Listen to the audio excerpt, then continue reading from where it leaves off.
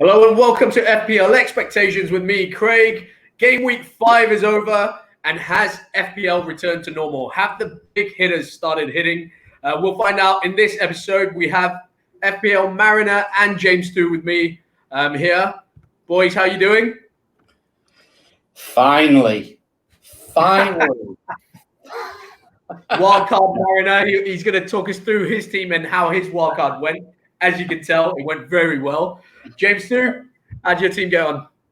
Trash, mate. Thanks for asking. Yeah, always have to be nice and ask. We're not going to waste any more time. We're going to go straight into it. Mariner on his wild card, used it during the international break, and it paid off handsomely. 89 points for you, Mariner. You've got to be happy with that. Yeah, absolutely. It was I think it's the first time in all the years I've been playing that I actually managed to get more than 50 points in a wild card. And I have to say, on Saturday evening when I was messaging you, Craig, I was, seriously considering just deleting the team and never to be seen again and going back to oil trading. Then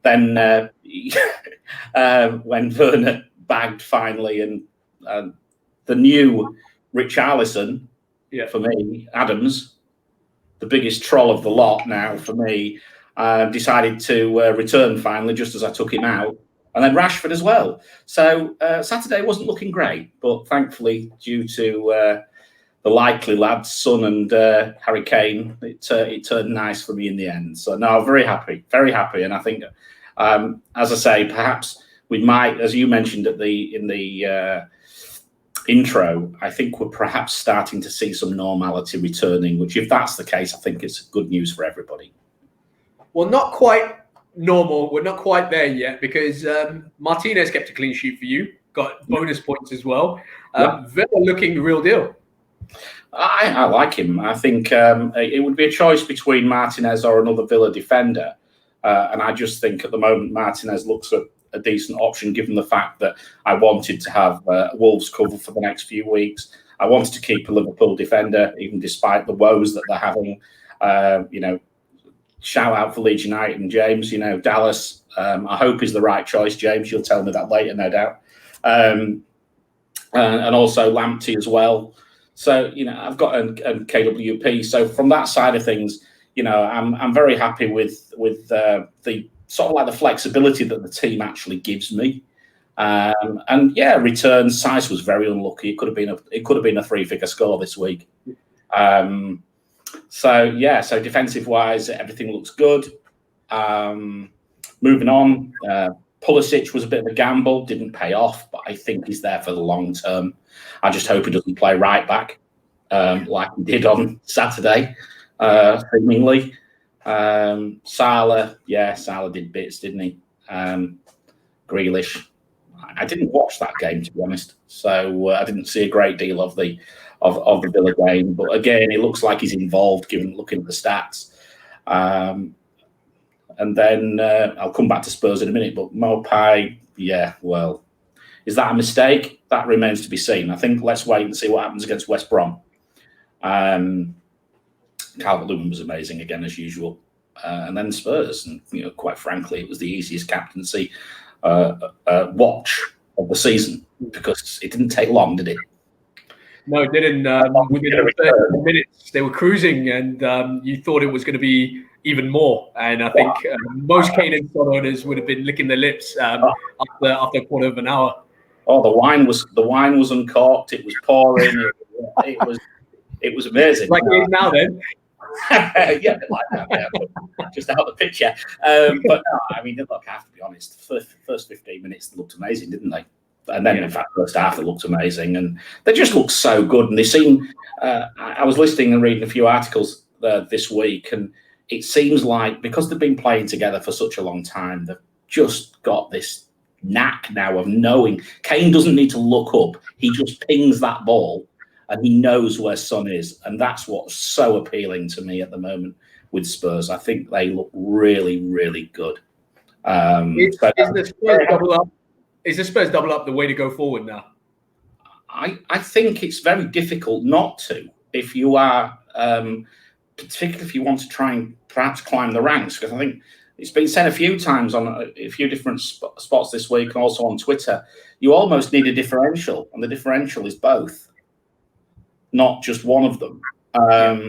So I think certainly for the next 3 weeks or so, I think double up is pretty good, and then very good. And then, but after then as I said, and as I mentioned last week with the wild card, I'm not at all objectionable about taking Kane out, probably for someone like Aguero, because I just think that Spurs fixtures tighten up in about 3 weeks, and I think that's when you might consider just taking one of them out. But for now, I think it's essentials. It's not essential, but well, let's put it this way: it's a very good call, I think.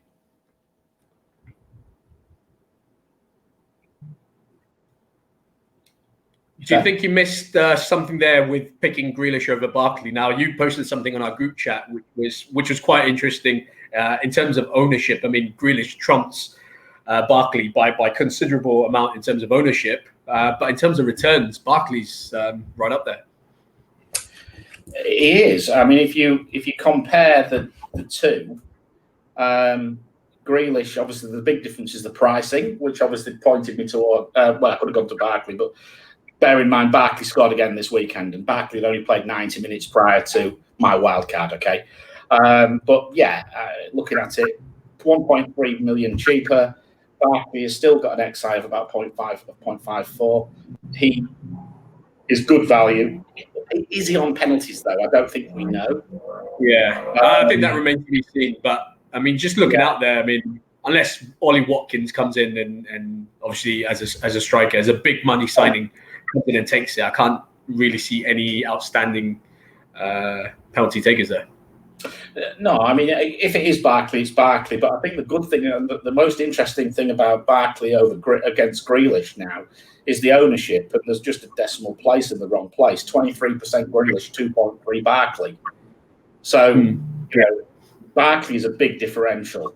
But to be honest with you, my choice was not Grealish over Barkley. My choice was going to be Grealish over thingamajiggy up front, Watkins up front, because that would have been the Maupay or Watkins, Grealish against somebody else. That would have been the sort of idea I was looking at. All right, James, we're going to come to you now and check your team out, see how you got on. 57 points for you. I mean, obviously not the best of weeks, being under the average, but 3 points only below the average. Talk us through your team. Yeah, cheers for that, mate. 3 points below the average. Well, actually, I was 53 excited, -4. So, I mean, what is there to say? Ryan, shit. Trent, wish I didn't have him. Digne, sorry, Digne returned for you, mate. That made me so happy. I was actually during the week I was trying to. I've been given a lot of assets to use software and all that, and I was gonna compile. I was gonna do a music video. It was gonna be "Let It Go" from Frozen, except the lyrics were gonna be "Catch the Ball," and it was gonna be about Jordan Pickford. But I didn't have time. Fucking excellent! Yeah, got 3 bonus points. That was the highlight of my day. Sace, as Mariner said, yeah, that was a bittersweet one for me because obviously I'm a Leeds fan. I was praying that the goal was disallowed, and then it was disallowed, and then they fucking scored anyway. So would have been cool to have the points, if I'm honest. I'm just gonna touch on your captaincy option now, and I always call you the kind of maverick because you pick all these kind of options which no one sees coming, and it's a differential all the time. The Kai Havertz captaincy worked out in your favor. I mean, he returned. It was all right. That's what you want from your captain, no? Sorry? I mean, that's what you want from your captain. You want him to return at least. To be honest, I thought Kane was going to do bits, but I wasn't sure Son was going to do bits because it felt like West. I thought Son's a lot better against teams that go forward and he gets the break. I felt like, but I was completely wrong on that one. Yeah, but you had a decision to make in midweek, didn't you? And talk us through that. It was between Wilfried Zaha or I was going to not say anything about that, to be honest. No, we're going to bring it up. We can't let that go. I was going to be the bigger man, but well, yeah. I mean, I had a pretty tough week because my daughter was she was sick, so we were in and out of the doctor's office. Didn't really have a lot of time to pay attention to things, but I did happen to mention, just to participate in the group chat that we have going, that I was going to bring in Zaha for the week. But two of our esteemed colleagues, our expert pundits, Marina and Zoe. I know Zoe has like a fucking million followers. Two of these guys said, no, Zaha's not going to play. I thought, oh, cheers, mate. Yeah, not had time to check the forums that much. Take your word for it. So didn't get Zaha. Went for Havertz. What did Zaha get? 9? Something like that? Yeah. And I mean, I wouldn't have captained Zaha, so I would have captained Son, so I missed those points too. So fucking brilliant. But I wasn't going to mention, I was going to be a bigger man. That's what happened. Just the 2 points for Klitsch. Rodriguez got 4 assists. Clicky was yeah. Look, I think the dirty secret about Leeds is that if you just sit back and absorb, they can't do shit because we don't have anyone to really open you up. It used to be Pablo, but Pablo's not really playing that much now, and we have pace down the wings. Yeah. So if you let us break on you, Harrison and Pedro, Costa, sorry, yeah, it'll do some damage. But if you just sit back on us, which is what they used to do in the Championship, which is why we had so many, we'd lose by 1-0 so many times, and Wolves just did that exact same thing. They didn't really play in the first half, and then they came out and fucking nicked that goal at the end. James, yeah, he's peng, so I love it. I feel like people don't give Rodriguez the respect that he deserves because he's handsome, and it's a thing that I relate to because I felt the same thing when I was playing football. Too handsome, people think can't play. James, though, I think of his quality. He's a season keeper for me. Son, yeah, everyone. I think everyone's serious players got Son at the moment. So, yeah. Me and you both started with Brewster. And that kind of backfired on the both of us. I don't know how to feel about it because on the one hand, it's like they were so shit that he's definitely going to start now. Yeah, but on the other hand, it's like they were so shit. Yeah. So, I mean, I don't know if you watched the match, but the one thing I would take from them, as bad as they were, they created opportunities. They created a lot of chances, and you would have thought that Brewster at the end of at least 2 of those would have put it away. I mean, you talk about point blank chances for Ollie McBurney that he failed to put away and really cost them the game. If I'm being honest with you, so if you are a Brewster owner, I would feel a little bit more confident because in the opening first 4 matches, I couldn't see Sheffield United do anything in terms of goal scoring, creating goal scoring opportunities. Flip side is though, keep the faith. It was Fulham. They're not going to get a better fixture. Fair. I mean, yeah, you're right. I can't defend that. Yeah. I mean, how did I? Yeah. Richarlison, we're going to talk about your man Richie though. I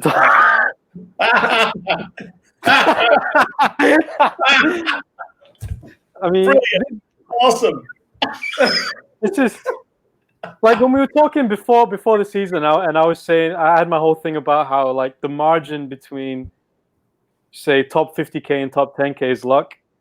I think I just think this is bad luck, honestly, because I wildcarded week 2. Richarlison had way better stats on that first game than DCL did, and DCL been fucking trash can since the restart. I don't think that's a bad call. I think that's a pretty close call to make. Yeah, week 1 DCL, and it's just fuck off. It's been terrible. I hate him. Yeah, he did hit the post as well, during the match. Man, you don't miss. He's 1 touch, 1 goal. It's bollocks. No, I'm talking about Richarlison. He hit the post during the match. Mate, I don't even want. Yeah, that's how bad it is. Like, I don't even want to say anything about Richarlison. I can just talk about DCL and just the nonsense, man. I just say it's bad luck. Something up like that. There's no doubt. Jimenez with 8 points for you. Obviously against your beloved Leeds, which I don't know if you want to what you want to say about that. Luck, dude. He did nothing the whole game. Yeah. Yeah, I would have rather not had it, to be honest. But he plays Newcastle next week. I mean, Newcastle were fucking horrendous against United, so hopeful that he returns next week, and then it'll be he'll be off. I think that's probably a game that you'll play Podence as well, yeah. Yeah, I see that Podence on the bench. That was a bad call too, but it's a Leeds thing, isn't it? Yeah, I mean, you got Peters with 6 points with him. Got you some. I mean, that was one of the highlights. Is not even that I got the points, but it looks like maybe he's back in the 11. That's a transfer I don't have to make. That's true. All right. Speaking of transfers, brings us nicely to transfer plans now. Mariner, back to you. Obviously, fresh from a really good score in your wild card. Anything you've seen that you want to tweak, or is it a safe roll and look forward to the following week and have 2 transfers? Planning on rolling it. Yeah. So there's really nothing I need to do, I don't think. So no, there's really no real at this moment, unless there's injuries. And I think you've got to wait till last minute before you do anything. You've got to hang fire, I think, these days anyway. So no, I'm just not in the idea of making any moves at this moment in time. We'll see, but no, nothing. Might be the first opportunity all season to be able to roll a transfer. Yeah. We have obviously Champions League matches and Europa League this week, so I think that's something you'll probably be monitoring. But James, for you, transfers, any plans, anyone that you're looking to take out and bring in? Anyone I'm looking to take out? Yeah, lots of them, mate. Well, I've got 6 million in the bank. You got what? 6 million. 6 million. Yeah. I've got 4. I thought I was bad, but 6 is you could literally do anything with that. But yeah, anyone you've been looking at, and I mean, Mariner was saying earlier about Kane's as close to essential as you can get, but I'm looking at Aguero and just being an asshole because Maverick picks. He's going to be the most explosive player in the game, I think, and I don't know. I think if he's I mean, I watched the game against Arsenal. I know he's coming back after a long time, and it takes a while to get back up to match fitness. But as much as you said that he's explosive, is he on the way down? I didn't realize. I didn't really see that explosive player that we know he can be, and I'm putting it down to the fact that he's obviously coming back after a long layoff. But is that of any concern to you? Or? Well, when I say explosive, I don't mean he's an explosive player. He's always pretty lethargic on the field when I see him. But I mean explosive in terms of FPL, in terms of the points he can score. I don't know. What do you think, Mariner? I personally think he's the sort of player who you need to own when Jesus is out, and likewise, and vice versa. So I just think that because I own Kane at the moment, Aguero is not really of any real interest to me. But certainly by the time Spurs fixtures change, given the fact that Aguero will have got some minutes under his belt and hopefully isn't injured by then, which is always a risk with Aguero these days, I personally think he's a very, very obvious move for a Kane owner by in about 3 weeks' time. So I hope, in a sense, I almost hope he doesn't go crazy now, because I'm a bit worried that everyone leaps on him early and then I start, maybe perhaps miss a couple of price rises. But this time, I still think he's a great option. And even if he plays 70 minutes, Aguero is the sort of player who will score 2. He can easily score 2 goals, and he'll benefit players around him as well. I'll tell you who else he'll benefit. He'll benefit Sterling, because Sterling will get assists again, because Sterling's been trying to create chances for people, but nobody can finish them, right? Yeah. So because I look at it. I also look at he's the cheapest he's ever been, and I like City against West Ham, at home to West Ham, over Kane away to Burnley. If we are going down this, we're returning to normalcy thing, and Burnley are going to start defending a bit better. I kind of like Aguero against West Ham at home. I think as a non-Kane owner, I don't. There's the fact that being still injured, play an impact on it. Yeah. Sure. Yeah. Could do, but I still think as a non-Kane owner, you've got to make the jump now to Kane, or if you don't, if you're dilly-dallying, you're almost certainly thinking about turning him to Aguero, going towards Aguero, I would say, because let's face it, Kane's probably good for another 3 weeks, I would say. Yeah, that's the thing as well. Is I don't want to buy just, last week's points. Sorry, Diego. No, carry on, James. No, I was just going to say it's that thing about buying last week's points, right? And I don't want it's a tough one. I was watching Kane's price go up today, and I didn't make the move. Yeah, it's a tough one. It's going to come down to the wire, I think. So for the non-Kane owners, is it worth taking that hit? A -4 to bring him in, especially like James said. They play next. City have. Am I right? I mean, from my perspective, I've been asked a couple of questions about Spurs today. Burnley are by no means an easy team to play. They are third best with respect to expected goals conceded in 90 minutes. So they are a decent side. That said, I think Spurs are playing out of their skin. So I think you're a brave person not to bring him in. Quite frankly, that's my perspective. Sorry. Yeah, just behind you, Marino. Your door mysteriously opened. I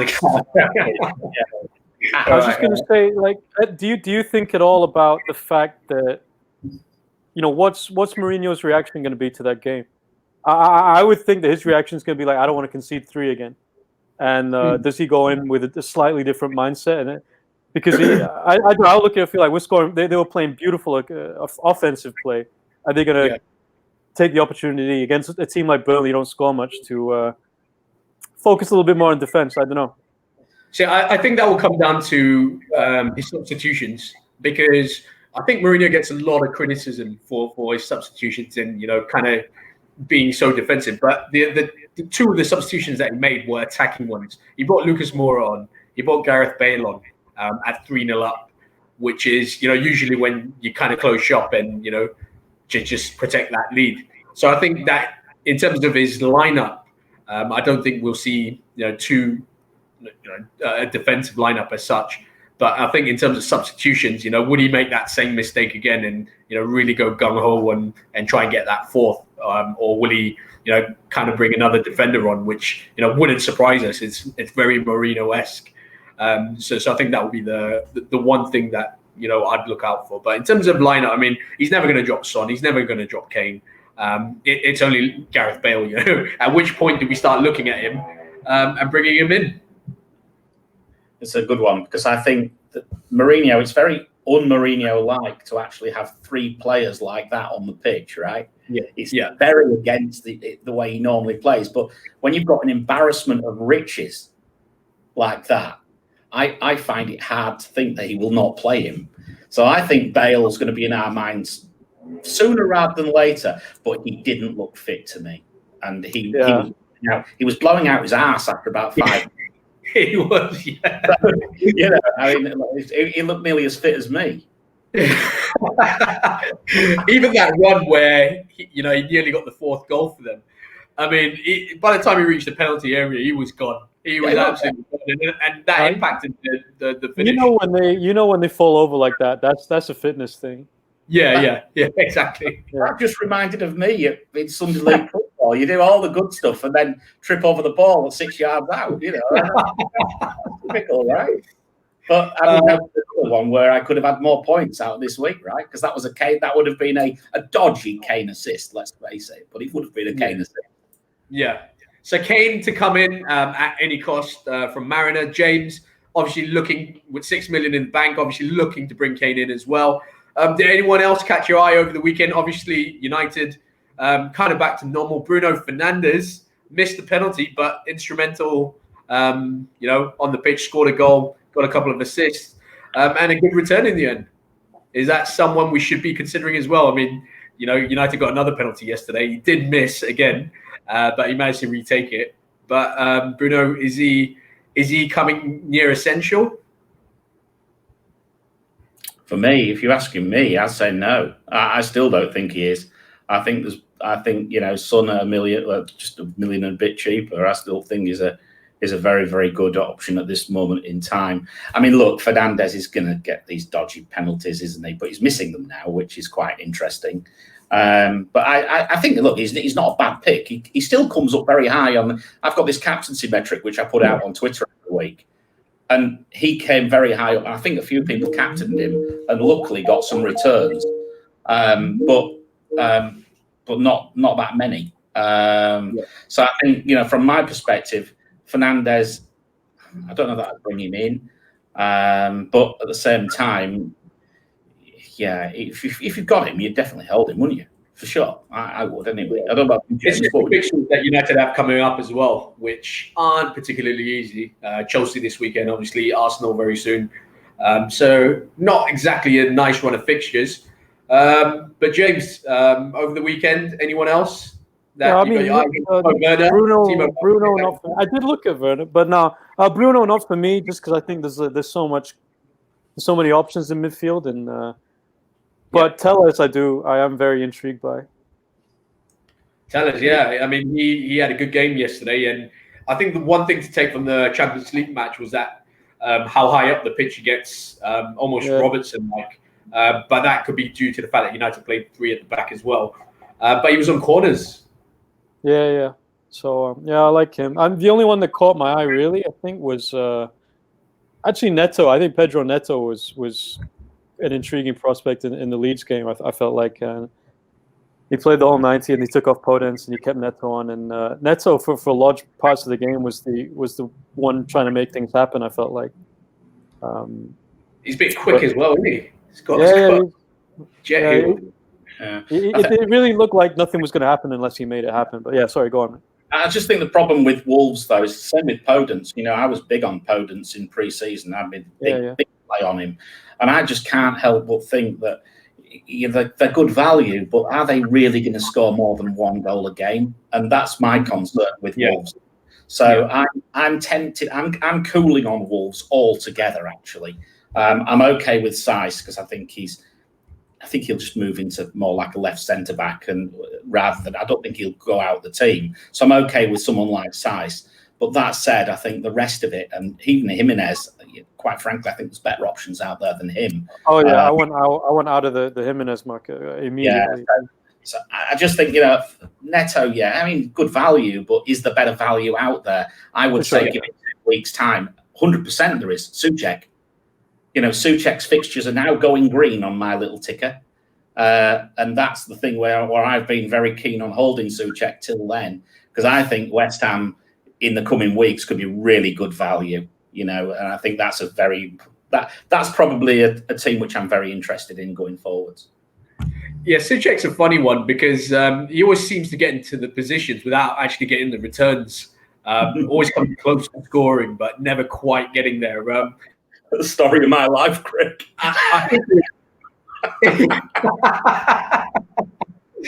I mean, at the price that he's at, I suppose. I mean, you can't really complain too much or expect too much. But West Ham, you still like them a lot, yeah? Yeah, absolutely. I mean, I'm a little bit irritated that Antonio's got a flag, but that might be perfect because that means people might not jump on him. And remember, Twitter sphere is a really small little group. Yeah. Everyone's talking Antonio up, but 90% of people are not. And that said, I think Antonio, to me, if he's fit, he's a complete no-brainer in about 2 weeks' time. That's my perspective. Yeah, I think once we've got Fulham in game week 8, and then I think their fixtures get very nice after that. I think West Ham's fixtures are much better. So Antonio for me he's got, like I say, he's got a flag, but I think he's a great option. And then you've got Bowen as well, obviously Souček. There's some good players in there, and I mean, let's say the champagne moment of the weekend was the goal in the last minute against Spurs, wasn't it? Yeah. Did you see there was something on Twitter? Did you see the commentary? Oh yeah, that's just gold. Beautiful. I love it. I thrive on misfortune, right? Something like that. I thrive on it, and I was just absolutely pissing myself laughing. That was great. Right, from West Ham, I'm going to come to you, James. Huh? While we're on the topic of West Ham, I'm going to come to you, James, because obviously at 6 million, Benrahma comes into the picture now. You've seen a lot of him. He's someone that you rate really highly. Is he someone that you'd consider, or you want to see how he adapts to the Premier League first? No, I'm not in the Benrahma game. After I saw that Twitter video that he had of him in fucking like the Maldives or wherever it was. Yeah. I've not seen that. Do I need to watch that? It was after the season ended, and I don't know. Did you see it, Craig? Where he was just I did watch it. I'm quite interested in, but if he's been a moron on a video, then that's it. I mean, listening to the Leeds podcast with Phil Hay, and they were talking about Bielsa was really high on him, and Leeds were really looking at him really hard. And then that video came out, and they just completely ditched it. Way cold on him. I don't know. It just looks like a massive bell end, man. I like handsome players. I don't like bell ends, dude. Yeah, that's the thing with Jimenez. Jimenez is handsome too. It's going to be painful to drop him, but you know. I think the thing with Benrahma, if we're talking about on the pitch, absolute talent, and I think it's just about adjusting to that to the Premier League. We didn't really touch on it, Mariner. Quickly before we go on to questions from the community, I just want to touch on Timo Werner, and obviously 2 goals. On the weekend, his first one was absolutely fantastic, I thought. But is he a guy that's back in form, in the picture for you? Someone that we should be considering, and fall into that trap again. Fraud. But yes, yeah. I mean, look, quite frankly, I put him back on my watch list. I nearly transferred him back in. No, he's good. The thing is, again, if you're owning Harry Kane, then I think Werner you can't go to with the current template. If there is a template at the moment, you can't go to that anyway. So that said, I think if you're not owning Harry Kane, then Werner is a great option. I really fancy him to score against what I consider is, Craig, I'm going to say this, a really shitty Manchester United defence. Cheers, mate. I really fancy them. I really fancy him to score. Yeah. But no, look, that said, Werner doesn't become a bad player overnight. We knew that. A lot of people just ran out of patience with him. There was no other reason other than me going to Harry Kane, really, why I took Werner out. And as it happened, it didn't matter what I did. I could have left Werner in, and I would have got, I think it'd have been the same points. I'm not quite sure, but no, Werner's a great player. Let's face it, he's a very good player, and he's a very good option. And I think with Pulisic and Ziyech, particularly now coming into the team, I think Werner is a pretty good option. I think a pretty good option. All right. Perfect time for us to jump straight to questions from the community. First question, I'm going to go to you, James. It's from Faisal Bag. Salah or Son, which one is explosive captain option for next week? Does the Spurs draw have a mental effect on the players, thereby reducing their potential holes? Salah all day for me.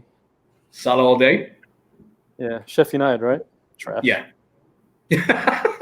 Well, there you go. Nice and simple there. Great analysis. FPL Noobs asks this to you, Mariner. Salah or Son and Kane for captaincy this week? Similar question. Man, it makes my head hurt just to think about it. So similar kind of question. Do you captain Son or Kane or Salah this weekend? Right, okay. If we just look at the 3 of them, because I did a little bit of a look at this. I saw this question early. Salah, 12 returns. It's like 12 returns last 13, something like that. But only 3 times has he scored more than 10 points. 8 times has he had a return. Son, 12 returns from 9. Kane, 18 returns from 10. Kane by far the person who is returning more than anybody else. Kane is also topping the 10. I always look for double figures for a captaincy, so 10 plus. So Kane's got 5 of those in the last 12 games, and has had single returns in 8 of those as well. So if you look at that, Kane looks really, really good. That said, Salah is excellent against non-top 6 sides at home. Yeah. And Salah gets an extra point for a clean sheet and an extra point for a goal. And that said, given the fact that Burnley have only conceded 5 big chances, albeit 1 game less. Against Sheffield United's 8, and still they're pretty good. But for me, Salah, and I think I've got a feeling my metric's going to go against my own perspectives here. In fact, I know it does. But that said, I'm going to go. My choice is Salah over the. Okay. There you go. No stats required. Came to the same conclusion. Well, if it's wrong, it's wrong, isn't it? But what I would say is they are 1, 2, 3 in an order. Okay, so they're all up there. They're all great options this weekend. I just don't know where. I just think Salah at home. Let's not overthink it, right? All right. Simon Astrella asked pretty much the same question. Tough choice for captain this week. Who do you prefer? Can't wait to see the new metric. So we've kind of answered that. We're gonna go. We're gonna go straight on to FF Titan. Trent has good fixtures to come, but do you think Liverpool defenders are still worth the trouble with no Virgil van Dijk and Alisson? If not, who do I sub in for Trent? Now, I'm just going to say I think Alisson is back in training. I think he's been pictured training, so that might not apply to Alisson so much. But James, Virgil van Dijk is such a big player for Liverpool, but so integral to that defence as well. How does this affect Trent?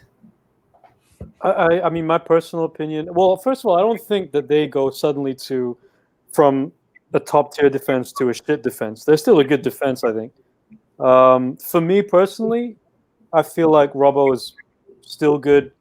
Trent less so. I would rather have Robbo than Trent. I think that's my perspective. So if he was making that sub, it's Robbo for Trent, Liverpool to Liverpool. Is that what the proposition is? His other one, if not, who do I sub in for Trent?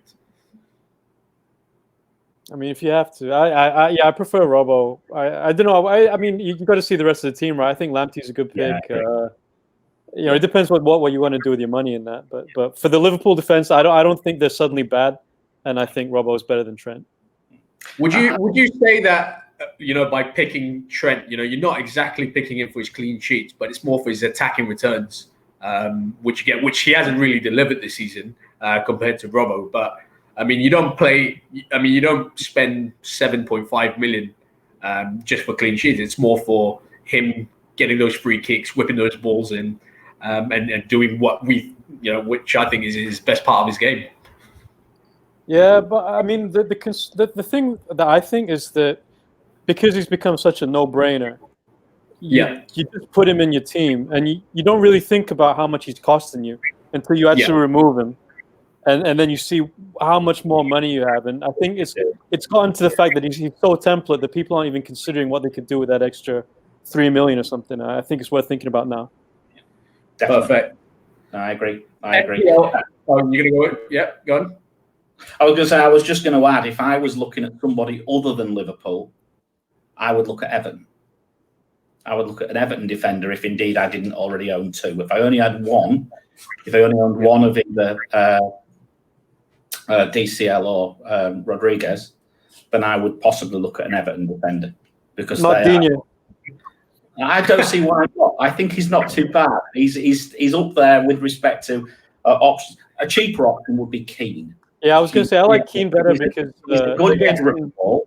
He's a great delivery. Yeah, that's right. And there's good deliveries coming in. And I think he's again getting chances, and he's actually underperforming. So on that basis, I think somebody like Keane might be a decent option. Right, I think he's well worth considering. I think you've given the other names. I'll shout out Ayling as well for you, James. I like Ayling. Yeah.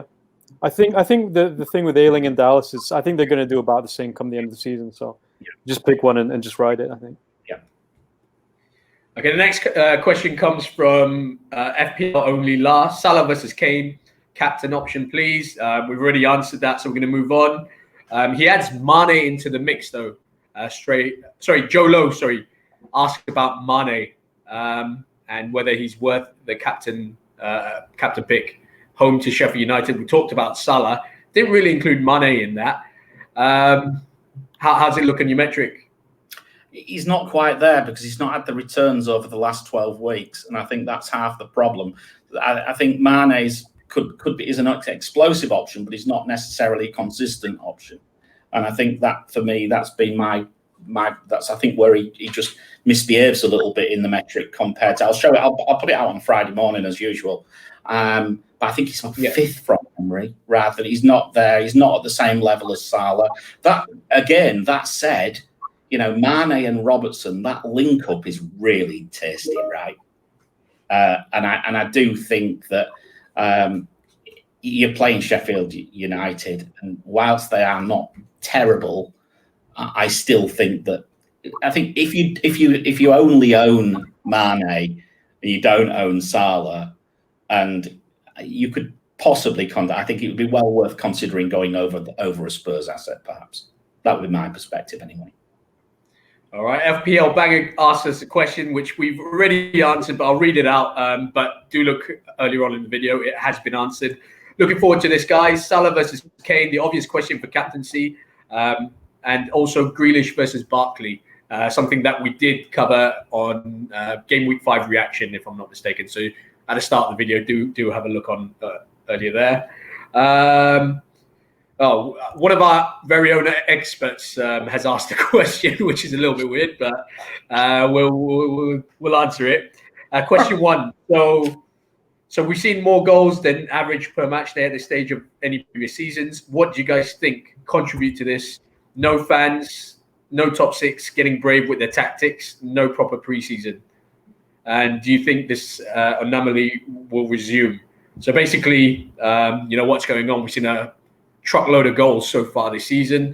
Is this going to continue? And is it anything to do with the no fan situation? James?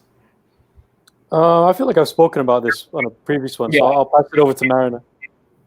I mean, look, I've already said about people shouting, screaming, and throwing, coughing the tonsils up and things like that from 5 yards away, giving someone a round of Fs from the stand. And I think there is an element of should we say it might trigger you into playing slightly better.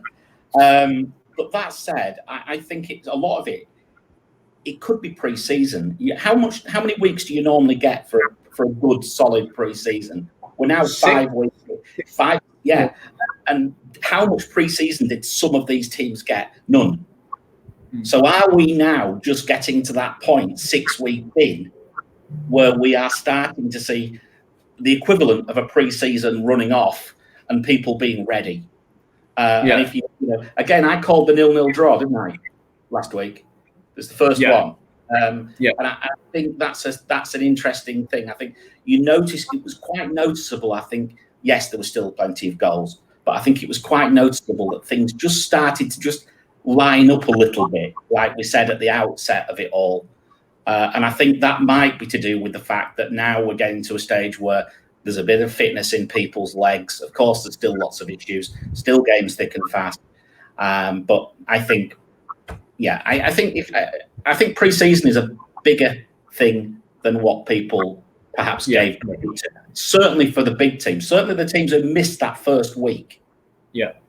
I think that was quite certainly City and United were super rusty, weren't they? Let's face it. Yeah. And just going on that, yesterday I was watching the Champions League and I saw that certain countries have allowed fans to slowly start trickling into the stadium. Obviously not at full capacity, but at 30% or whatever it is. Do you reckon we'll see anything like that happening in England soon, knowing what the situation is like back home? James?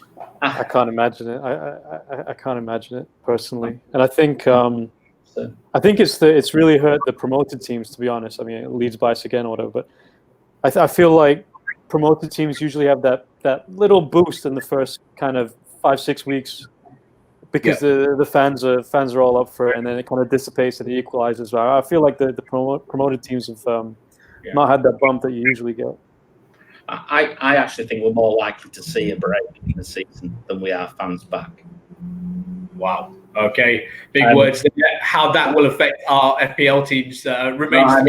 I think we do have to consider, again, I did call my wild card a COVID card in one or two places. And that was because I needed extra players who were playing. And I think we cannot ignore that. And again, I'll just give my bit of it. It's not a rant, but I'm just going to say something. As for the lower leagues, stop the season now or give the clubs money. Simple as. Clubs like Grimsby are going to go out of business if they're not careful. And they're a well-managed club. But there's some clubs down in those lower leagues are in deep trouble. So it's a slightly off the cuff topic. And I'm sure there's people in the UK who will be watching this, and perhaps people in Asia might not understand the plight of teams in the lower league. But, quite frankly, if you're talking about teams in League One and League Two, it's a real problem. So I actually think there's more chance of a break in the season. It can't come soon enough for League One and Two, quite frankly. As for the Premier League, I personally hope it stays going, but I am worried it won't. Okay, well said, Mariner. EFL, take note if you are watching.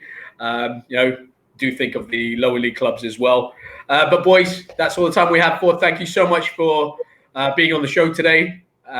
James, thank you so much. Wish you all the best for the coming week. And look forward to seeing what transfers you do make to your team. And Mariner, thank you once again for your stats as always. Congratulations on a fantastic wild card, and do keep it updated on Twitter. It can all go wrong next week, and I have managed to claw back one place on my wife, which did actually not come up in the early conversation. But I did beat her this week, so that's another positive. Cheers, Julie. And if you guys don't understand how big a win that is for Mariner, it is absolutely huge. Well, there would have been some dodgy hack going on or something like that. Something other crazy things happening if I'd have lost this week. So there's going to be forfeits going to start coming up. Oh, by the way, have you checked where she sits in our mini league? Second or something, wasn't she? Third, I think. Third, she got down to third. She was second when she joined or something. I was like, okay. All because she likes the look of Rodriguez's hair. And with that, we leave you. Thank you so much for tuning into FPL Expectations as always. If you're not following us, please do. It's at FPL Expectations on Twitter. If you haven't liked our video, please do down below. And if you're not subscribed to us, please do that as well down below. Do follow our experts, James Stu at James Stu, and obviously Chris at FPL Mariner. And there's a lot of insight on there. So do enjoy throughout the week ahead of game week 6. Do not forget, it is an early game week. The game week 6 is on Friday. So I'm sure you're going to get a lot of posts from our experts. Do follow them all and get your teams ready. That's all for me, Craig. Thank you so much. See you next time.